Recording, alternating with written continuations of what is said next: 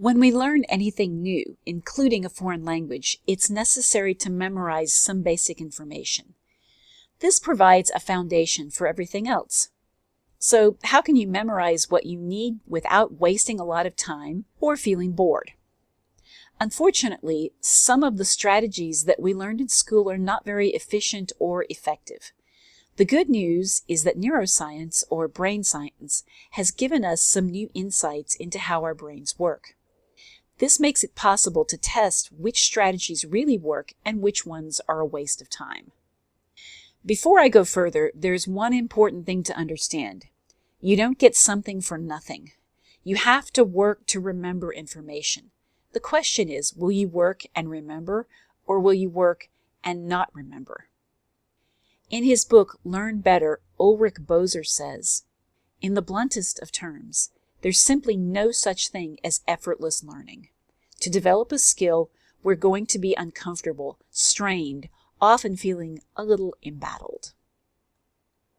The curve of forgetting. Even when we want to memorize something, we may struggle to do it. Why? We have different types of memory.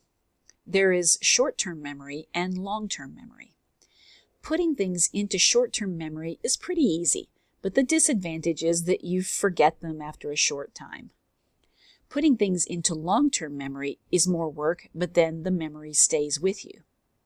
There's a famous graph called the curve of forgetting. It shows us that getting anything into long-term memory takes repetition. Imagine that you study 10 new words. After your study session, you can recall 100% of the words. If you don't study them again, within one day you will remember 50% of them, or 5 words. Each passing day will cut the amount that you remember in half. Within a week, you may not remember any of them. The red line on the graph shows how much you forget each day.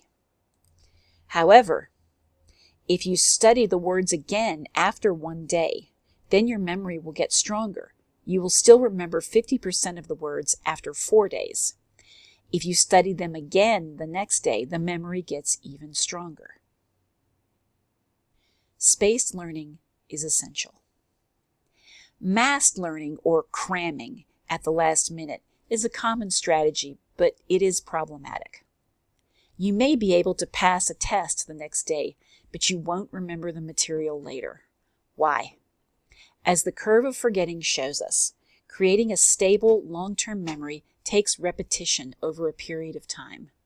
To create memories, your brain must grow new connections between its cells. These connections are called synapses. You build new synapses by studying material, sleeping, and then studying it again. Memories are the result of physical growth in your brain. Spaced learning is much more effective. Let's imagine that you need to take a test on some new vocabulary. Today is Monday, and the test is in 1 week. If you spend hours studying the words today and then do nothing more, you will fail the test. You will forget nearly everything within a week. The ideal strategy is to have shorter study sessions, but repeat them. If you study today, Monday, and again on Tuesday, then Wednesday, then take a break, and then do a review on Friday, you will create stable memories that will help you pass the test. But there's an added bonus. Your memories will stay with you for weeks or months after the test. Making sure that you remember. Now that you know that spaced learning is more effective, let's go into some more detail. Shorter, more frequent study sessions make it easier to remember material, but what should you do during those sessions? Let's start with what doesn't work. Just reading the information that you want to remember is not effective. Highlighting important concepts in your textbook doesn't help you remember them either. What works is active recall. Here's an example of how to do it. Read a section of your textbook, then close the book and write a brief summary of what you just read. Open your book again and compare your summary to the textbook. Note down what you forgot and what you didn't understand clearly. Take a short break, then repeat these steps. By summarizing what you read, you practice remembering what you need to know. Flashcards are another fast and easy way to practice active recall. My favorite flashcard application is Anki. Anki is a free flashcard application that you can download for your desktop or laptop. I put a link to the download site at the end of this blog post. Anki lets you create your own flashcards, use decks of flashcards created by other people, and change them as you like. Anki keeps statistics about what you remember and what you don't. If you answer a flashcard incorrectly, it will appear again quickly. If you answer it correctly, it will be longer before you see it again. This strategy makes sure that you stay focused on the challenging material and don't overstudy material that's already familiar to you. To summarize, what strategies are best for memorizing material? Spaced learning and active recall.